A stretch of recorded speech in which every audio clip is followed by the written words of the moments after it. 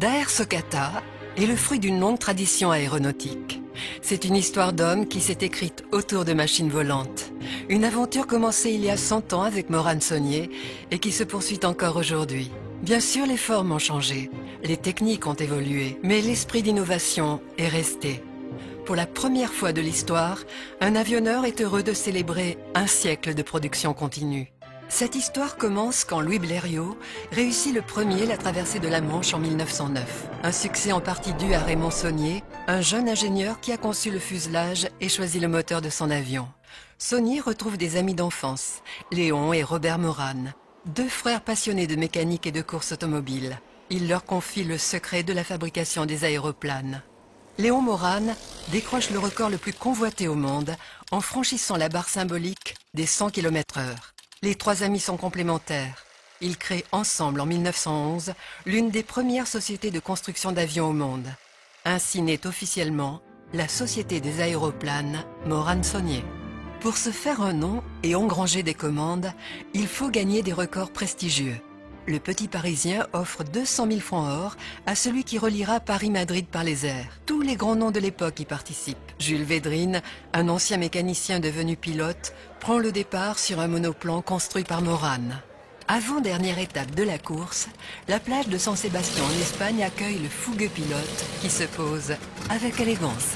Avec seulement 50 chevaux, son avion a filé à plus de 110 km/h. Au terme des 1200 km du parcours, Védrine remporte la course. Une première victoire qui fait connaître le nom de Morane Saulnier dans toute l'Europe. Au salon de l'aéronautique de 1911, la jeune entreprise a du succès. Une trentaine de commandes suivent rapidement. L'entreprise s'organise.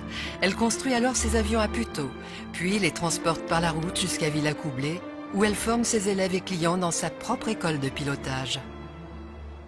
Roland Garros, une véritable figure. Avec un MS type H, il traverse d'un bond la Méditerranée le 23 septembre 1913. Il a franchi les 800 km qui séparent Fréjus de Bizerte en moins de 8 heures grâce à la légèreté de la structure en bois et en toile de son avion. Pour la première fois de l'histoire, un aéroplane a relié deux continents en un seul vol. Présent sur tous les fronts, Morane Saulnier participe même au rallye de Monaco en présentant 4 hydravions. Le public aime les démonstrations aériennes de ces nouveaux héros. Le pilote Marcel Brindejon des Moulineaux décolle ici de la plage de Dinard et prouve les performances de son Morane Saulnier avec un passager à bord. La technique progresse. Pour une meilleure visibilité et stabilité, voici l'aile parasol. Un grand succès qui équipera l'armée française et formera des générations de pilotes, comme ici à Villacoublay. La Première Guerre mondiale sort brutalement l'aviation naissante de ses rêves d'Icare. L'avion devient un véritable outil. Les aéronefs profitent d'avancées technologiques importantes et le conflit mondial terminé, pilotes et constructeurs ont compris l'importance de l'acrobatie aérienne. Robert Morane discute ici avec son chef pilote des nouvelles techniques de vol. Désormais, un aviateur accompli doit savoir voltiger. Michel Destroyat, véritable virtuose de la discipline, et Charles Ningesser, as du pilotage, héros de la guerre, sont les meilleurs ambassadeurs de la marque. On organise même des compétitions internationales. C'est un grand honneur pour moi de rencontrer le 8 octobre à Villacoublay l'Allemand Gérard Fischler, qui est un grand maître dans l'art de voler. 1928. Pour prouver la résistance et la maniabilité de son monoplan parasol, Alfred Fronval, le chef pilote de Morane Saulnier, va battre un record absolument incroyable. Il décolle de Villacoublay et enchaîne 1111 loopings consécutifs.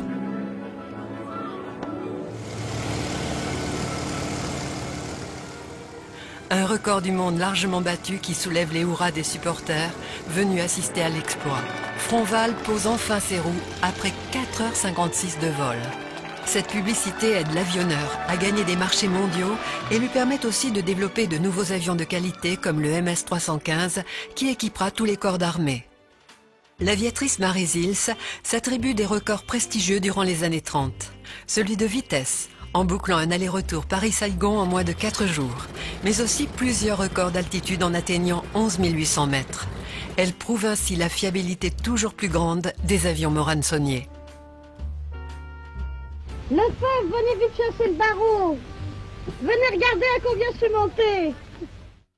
Les nouveaux records marquent toujours de nouvelles avancées technologiques. Structure 100% métallique, cabine chauffée, radio et oxygène à bord. Les progrès sont flagrants et les profils évoluent vite. Raymond Saulnier dépose un brevet international important, la verrière coulissante. Une idée qui sera ensuite reprise par beaucoup d'avionneurs. Les royalties de cette invention aideront l'entreprise à se développer. En 1935, le MS-406 est l'un des premiers avions de chasse modernes. Il a été dessiné pour utiliser des pistes en herbe, des terrains courts et non préparés. Plus de 500 km/h, telle est la vitesse des nouveaux prototypes de chasse français. Le Morane 406, construit en grande série, constitue l'une des meilleures unités de l'aviation militaire française. La Deuxième Guerre mondiale met l'entreprise à genoux et il faut repartir presque de zéro aussitôt le conflit terminé. Un avion symbolise la relance, le Vanneau. Il est technologiquement innovant, revêtement métallique travaillant, haubans de plan fixe horizontal supprimé, roulette arrière rétractable. La guerre a fait progresser l'aéronautique. Commandé à 1000 exemplaires, c'est désormais de son usine de Tarbes que Morane Saulnier va lancer ses productions. De nouveaux appareils voient le jour, biplace, quadriplace, bimoteur, avions d'entraînement ou de tourisme. Bientôt, un nouveau succès dans le domaine de l'avion-école militaire sort des planches à dessin, le Morane 733. Dans les années 50, Morane Saulnier entre dans l'ère du réacteur. La France a besoin de s'équiper en jet pour former ses pilotes et l'armée lance un appel d'offres aux constructeurs. Morane Saulnier, qui a une grande expérience en matière d'avions d'entraînement, propose le Fleuret, un biplace côte-côte. Jean Cliquet est le pilote d'essai incontournable de l'entreprise. Il réalise le premier vol et les démonstrations aériennes publiques au Salon du Bourget. C'est finalement le Fouga Magister, l'avion phare de la patrouille de France pendant plus de 20 ans, qui gagnera le marché contre le Fleuret. Mais Fouga n'a pas les structures pour une production de masse. C'est donc Morane Saulnier qui réalisera les 100 premières cellules et la totalité des voilures de cet avion mythique. C'est le début des aérostructures, une phase de spécialisation qui permet à Morane Saulnier de se diversifier. Innover est un leitmotiv permanent dans l'entreprise et il se combine bien avec le mot ingéniosité. C'est l'exemple du projet Fleuret qui ne sera pas abandonné. Morane Saulnier a l'idée simple et géniale d'allonger le fuselage du biplace pour le transformer en quadriplace. Ainsi naît un concept avant-gardiste, le Morane Paris. C'est le premier avion d'affaires au monde. Cabine pressurisée, sièges confortables, commandes harmonieuses, la déesse du ciel, comme on le surnomme, file à plus de 630 km/h.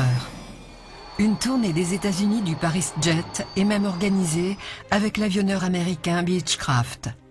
Des clients prestigieux comme Frank Sinatra ou le Shah d'Iran feront l'acquisition.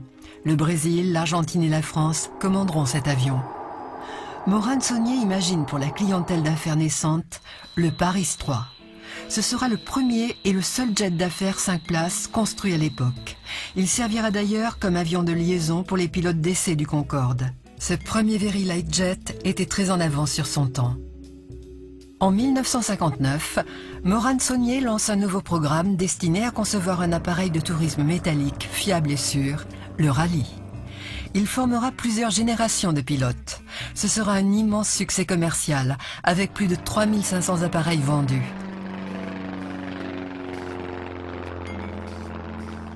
Dans les années 60, Morane Saulnier évolue.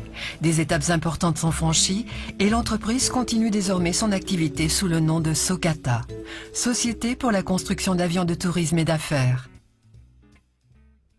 Robert Morane est le dernier survivant du trio fondateur.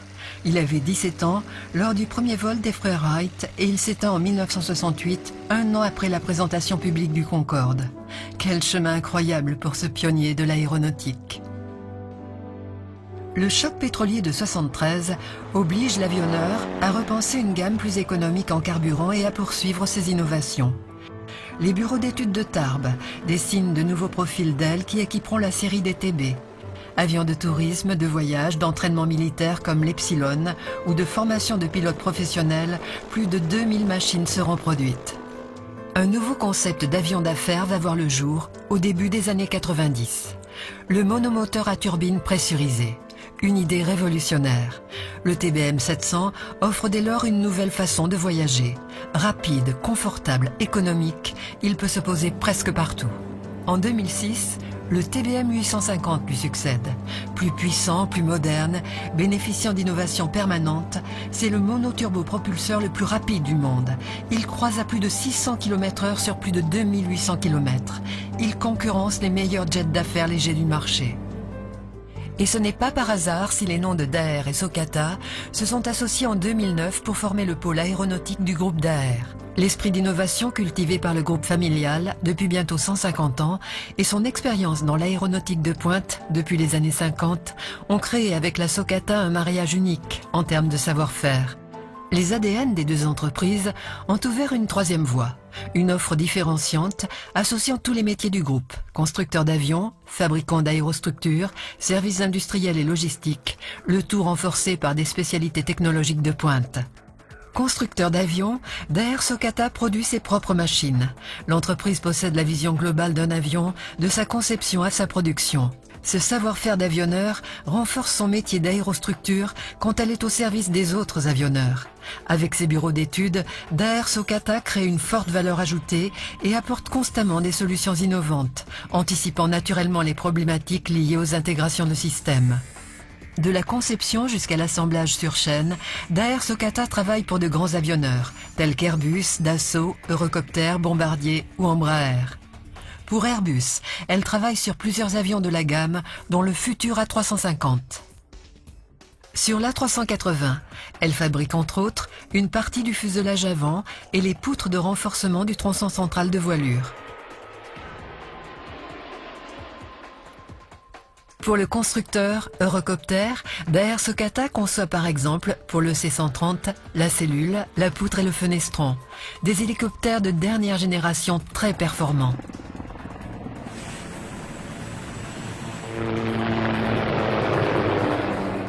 Pour l'avionneur Dassault, l'entreprise réalise entre autres le fuselage supérieur du dernier né de ses avions d'affaires, le Falcon 7X. Daher est aussi une entreprise de service.